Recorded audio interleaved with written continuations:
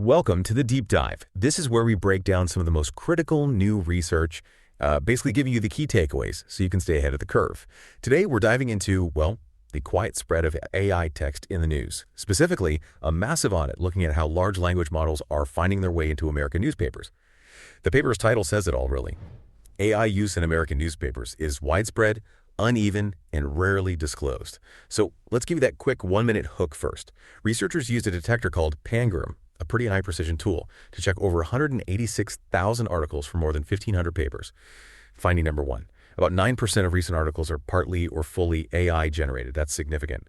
Finding two, it's not everywhere equally. It's much more common in smaller local news outlets, and for specific topics like weather or tech, not so much the big national players. Finding three is about opinion pieces. At places like the New York Times, Washington Post, Wall Street Journal, opinion articles are 6.4 times more likely to have AI involvement than their news articles. And that rate has jumped like 25 times since 2022.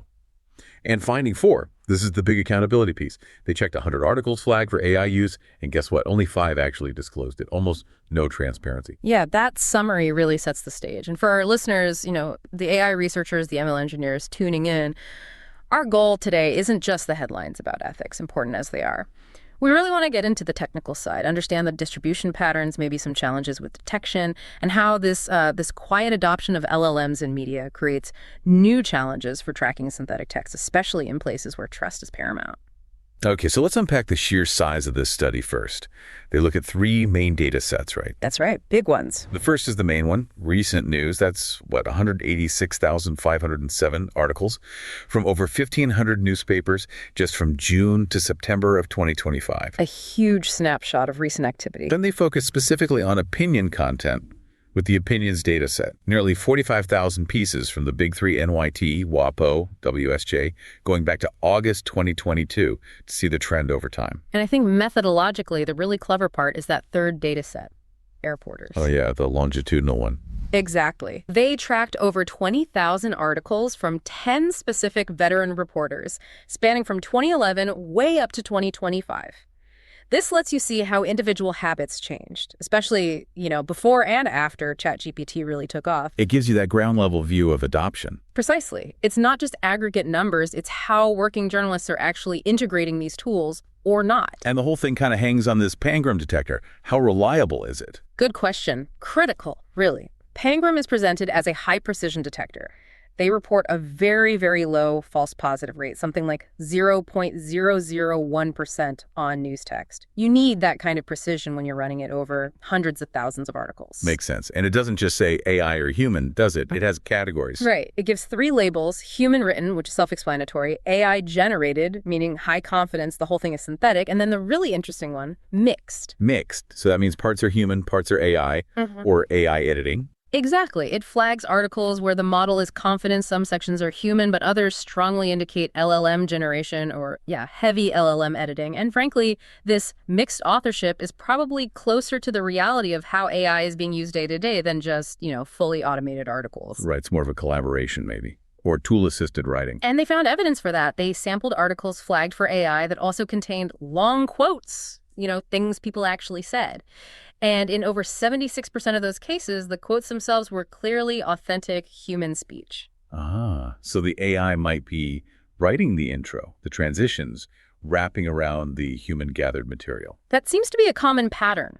The AI acts like scaffolding. It shows detection needs to be nuanced, not just a simple yes-no. It's about identifying where and how AI is involved. Okay, so back to the big picture from that recent news set.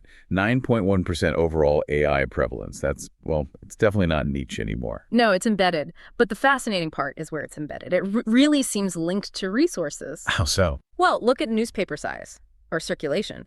AI use is way higher in smaller local papers, about 9.3% for those under 100,000 circulation. Okay, and the big ones? The big national papers, over 100K circulation. Only 1.7%, a huge difference. Wow. So the theory is smaller newsrooms, maybe under more pressure, fewer editors, they're turning to AI more quickly, maybe out of necessity. That's what the data suggests. Fewer layers of editorial review, perhaps, or just needing tools to stretch limited resources further. But hang on.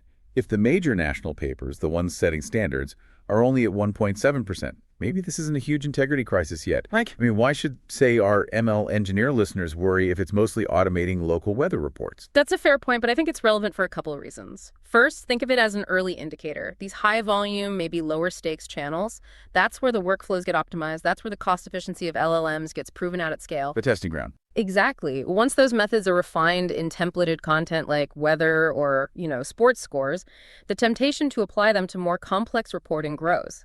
And second, even if it starts small, widespread automation in local news erodes the overall trust infrastructure. It normalizes AI presence, often undisclosed, which impacts everyone. Okay, I see the thin edge of the wedge argument there. And it's not just size, it's geography too, right? There were specific regional hotspots. Yeah, quite pronounced. Highest rates were in the Mid-Atlantic and the South. States like Maryland hit 16.5%, Tennessee 13.6%, Alabama 13.9%. And much lower elsewhere. Much lower in the Northeast. New Hampshire was down at 2.9%, Massachusetts 3.4%. Big regional differences. And what about topics? Does AI stick to certain kinds of news? Oh, definitely. And it lines up with what you'd expect, really. Things that are easy to template or pull from structured data are prime candidates. Like weather. Weather's the big one, 27.7% AI flagged. Then science and technology at 16.1%. Health at 11.7%. Stuff where you can often summarize press releases or data feeds. Makes sense. And where is it not being used as much? In the really sensitive, nuanced areas. Conflict and war reporting, only 4.3%. Crime and law, 5.2%. Religion, 5.3%. It suggests that for complex, high-risk topics, human judgment and editorial control are still, thankfully, holding strong. For now. The ownership structure matters too, you mentioned. Yeah. Certain media groups seem more keen. Yes, Boone News Media showed up with a 20.9% overall AI rate. And another group, Advanced Publications, was also high at 13.4%, but they seem to use it very strategically, like 74.4% of their weather articles were AI flagged, extremely targeted automation for volume. Wow. Okay. And language. Does that make a difference? A huge difference, actually. Non-English articles in the dataset had a 31.0% AI use rate. 31%. Compared to just 8.0% for English articles. And that was largely driven by Spanish language content. It hints that maybe translation tools combined with automation, possibly with less human oversight in non-English workflows, are playing a big role. That's quite a disparity. The study also had some really specific examples, right? Like almost sci-fi level stuff. Yeah, some wild cases. They found one outlet called Argonaut seemed to be entirely AI generated, like the whole thing, even fake reporter names and personas. An AI newspaper. Seriously. Apparently so. And it wasn't just obscure outlets. They found AI generated responses in Dear Annie, the syndicated advice column. No way. Even advice columns. Yep. Shows automation is creeping into unexpected places, not just newswires or obituaries, though it's common there too. Okay, so we've seen AI as widespread in local news, used strategically, sometimes in surprising ways. Yeah. But let's shift gears to that opinion hot zone you mentioned. The big names, New York Times, Washington Post, Wall Street Journal. What's happening there? Right. This is maybe the most concerning part from an influence perspective, because here we're talking about content explicitly designed to shape public discourse at the highest levels. And the finding was? Opinion pieces in those top 3 papers are 6.4 times more likely to contain AI traces than the news articles from the same publications. So 4.56% AI use in opinions versus just 0.71% in news. That's a big gap within the same respected institutions. And it's recent, right, that 25x spike? Exactly. The rate in these elite opinion sections jumped from basically nothing, 0.1% in 2022, up to 3.4% by mid-2025.